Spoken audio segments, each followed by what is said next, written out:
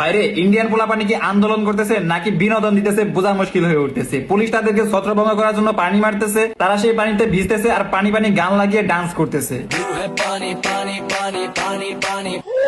Police যখন দেখলো পানি মেরেও কাজ হচ্ছে না, তখন পুলিশ রাস্তার মধ্যে ব্যারিকেড দিল। কিন্তু এদেরকে কি ব্যারিকেড দিয়ে আটকানো যায় নাকি? কি ভাবছেন এরা ব্যারিকেড ডাকে সরাবে? না, এরা ডাইরেক্ট ব্যারিকেডই তুলে নিয়ে গেছে। बैरिकेडिंग को ही लेके जो है ये भाग गया ये देखिए बैरिकेडिंग हो गया।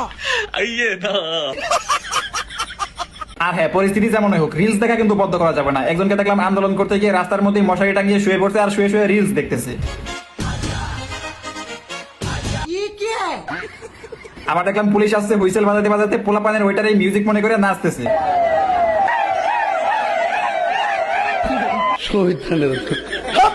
মানে পুংটামি কত প্রকার ও কি কি সেটা আপনারা এদেরকে দেখলেই বুঝতে পারবেন। আরেকজনকে দেখলাম গাছ কাটার করাত নিয়ে আসছে আন্দোলন করতে, মানে সামনে যেই আসবে একেবারে দুই ভাগ করে দিবে।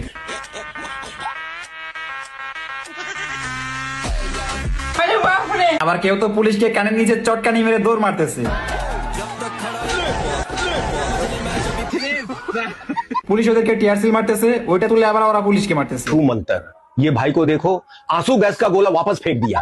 पूछा तो कहता है फेंकना सिर्फ मोदी जी को ही आता है क्या? ये सब क्या देखना पड़ रहा है? এগুলা ভাই আন্দোলনের নামে বিনোদন দেওয়া ছাড়া আর কিছু না। তবে হ্যাঁ, দোয়া করি তোমরা যেন আমাদের মতো স্বৈরাচারের পতন করতে পারো। Best of luck.